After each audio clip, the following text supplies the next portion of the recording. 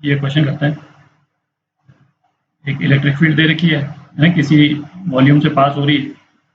क्या दे रखी है? Electric field is equal to 2xi plus 3j। अच्छा, ये सरफेस जो दे रखा है उसमें पूछा है चार्ज एनक्लोज क्या है, तो है ना, तो हम गॉस लॉ लगाएंगे। एनक्लोज सरफेस पे E dot D S is equal to charge enclose. ठीक है। अच्छा, ऐसा करते हैं, जो फील्ड दे रखी है पहले, है ना, उसको थोड़ा ध्यान से देखते हैं।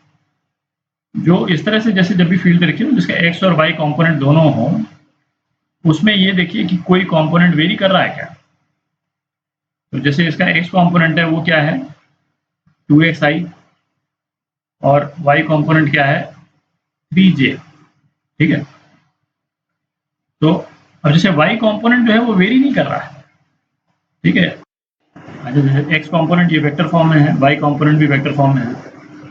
अच्छा, गॉस लॉ जो है इसमें हम जो फ्लक्स है वो एक्स कंपोनेंट के लिए और वाई कंपोनेंट के लिए हम चाहें तो सेपरेटली भी निकाल सकते हैं। जैसे गॉस लॉ हम इस तरह से भी लिख सकते हैं, ई एक्स प्लस ई वाई। ई तो यही है भाई, ई क्या है, ई एक्स प्लस ई वाई। ठीक है, डॉट डी एस। इसको हम ये भी लिख सकते हैं, plus enclose surface E Y dot D S. ठीक है। अलग अलग निकाल करके ये φ1 हो जाएगा, ये φ2 हो जाएगा, हम ऐड कर सकते हैं। इसको निकालने का फायदा क्या है, ये जैसे जो y कंपोनेंट है यदि ये वेरी ही नहीं कर रहा है ना, y कंपोनेंट तो कांस्टेंट है, दिख रहा है आपने। y component suppose electric field यहाँ से आ रही। अच्छा, जब हम y कंपोनेंट को कंसिडर करें तो भूल जाएं कि x कंपोनेंट है भी, है कि नहीं। आप उसको बिल्कुल भूल जाइए, केवल y कंपोनेंट का, क्योंकि हमको तो ये निकालना है। तो इसके एनालिसिस में ये पहला वाला कंपोनेंट तो कहीं आ ही नहीं रहा, इंडिपेंडेंटली निकालिए इसको आराम से। तो जब y कंपोनेंट कांस्टेंट है तो यहाँ पे क्या दो सरफेसेस हैं। जो ये वाला सरफेस है वो तो y कंपोनेंट के पैरेलल है ना, इसमें तो cos 90 जीरो हो जाएगा। ठीक है। एक ये नीचे वाला सरफेस है, ये वाला, और एक ये वाला सरफेस है, दिख रहा है। अच्छा, जब हमको कौन सा एरिया चाहिए, वो एरिया चाहिए, इस वाले सरफेस की बात कर रहा हूँ अभी, हमको वो वाला एरिया चाहिए जो इलेक्ट्रिक फील्ड के परपेंडिकुलर हो। परपेंडिकुलर वाला पोर्शन क्यों चाहिए, ताकि ई डॉट डी एस जो है उसमें cos थीटा जीरो हो जाए। ठीक है ना, या फिर इसको जैसे हम ये लिख दें, डी एस, ये क्या हो गया, E D S cos theta. ठीक है। अच्छा, अब ये डी एस कॉस थीटा क्या हुआ, भाई डी एस कॉस थीटा तो यही हुआ, यदि इलेक्ट्रिक फील्ड जो है वो मैं इस वाले सरफेस के यहाँ से यदि मैं ड्रॉ कर दूँ, ये तो इलेक्ट्रिक फील्ड हो गई। ठीक है। और इसका एरिया जो है वो इसके परपेंडिकुलर होगा, एरिया, ये एंगल थीटा है।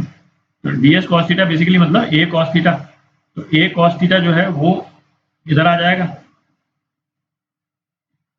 ये हो जाएगा ए कॉस थीटा। ठीक है। और फिजिकली ए कॉस थीटा क्या हुआ भाई, ए कॉस थीटा तो एरिया का परपेंडिकुलर डायरेक्शन है। ठीक है। तो फिजिकली जो है वो ये हो जाएगा, मतलब इसको यदि मैं यहाँ से ड्रॉ करूँ, ये पोर्शन हो जाएगा। ठीक है।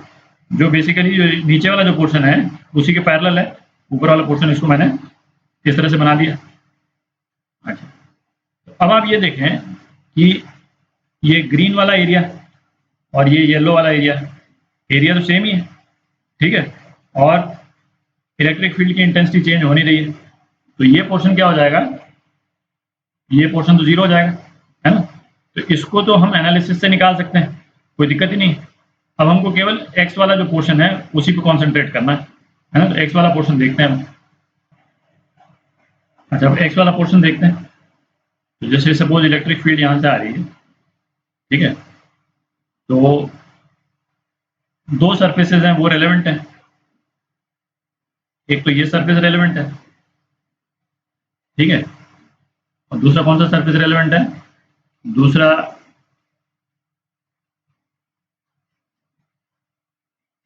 ये सरफेस रेलेवेंट है, बाकी सरफेसेस तो इस इलेक्ट्रिक फील्ड के पैरेलल है, उसमें तो cos थीटा जो है वो 90 डिग्री हो जाएगा, मतलब थीटा 90 डिग्री हो जाएगा तो cos थीटा 0 हो जाएगा। ठीक है, अच्छा इस वाले लाल वाले सरफेस को मैं A1 बोल देता हूँ और ब्लू वाले सरफेस को मैं A2 बोल देता हूँ।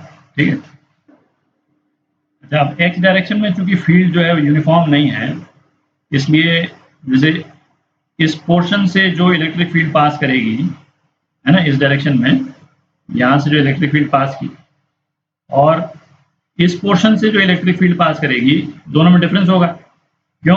क्योंकि जैसे इस पोर्शन की इलेक्ट्रिक फील्ड के लिए x की क्या वैल्यू होगी, ये वैल्यू होगी x1, और इस वाली इलेक्ट्रिक फील्ड के लिए x की ये वैल्यू हो जाएगी x2।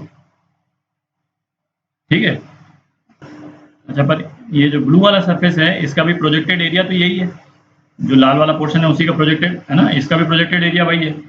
मतलब प्रोजेक्टेड एरिया क्या होता है भाई, यहाँ पे यदि टॉर्च हम जलाएंगे तो इस वाला ये जो ब्लू वाला जो सरफेस है उसकी भी इमेज जो है वो एग्जैक्टली जो रेड वाला एरिया उसी के साइज की पड़ेगी यहाँ पे।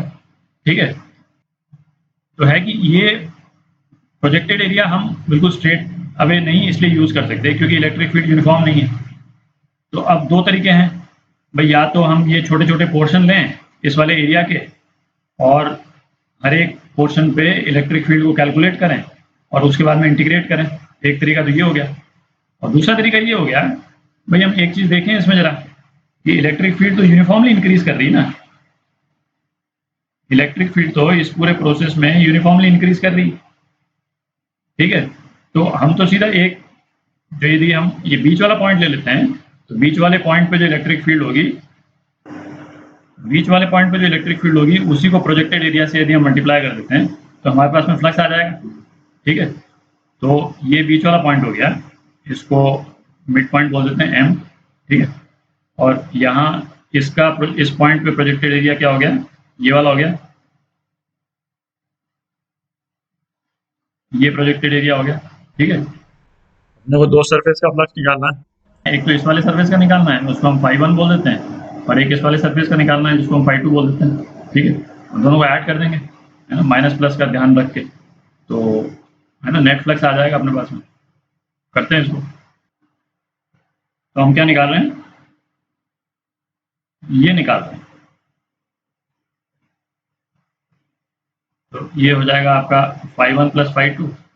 ठीक है, अच्छा φ1 कितना है, अच्छा यहाँ पे जो एरिया है इसका डायरेक्शन इस डायरेक्शन में है।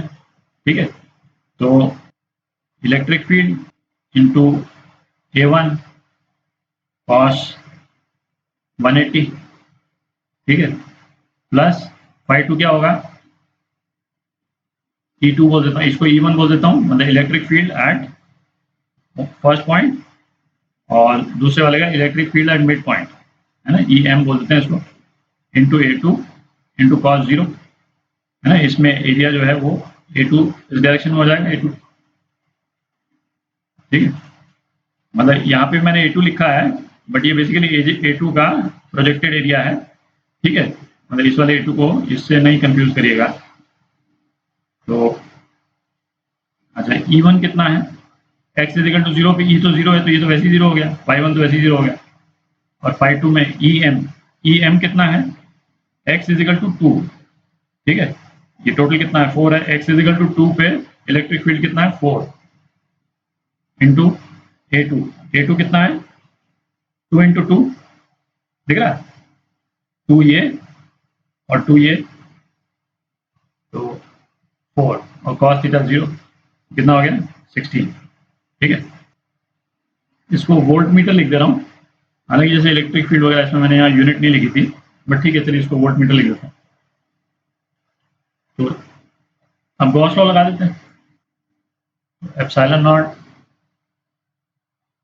EDS is equal to charge inside. ठीक है, तो चार्ज इनसाइड क्या हो गया 16 एप्सिलॉन नॉट।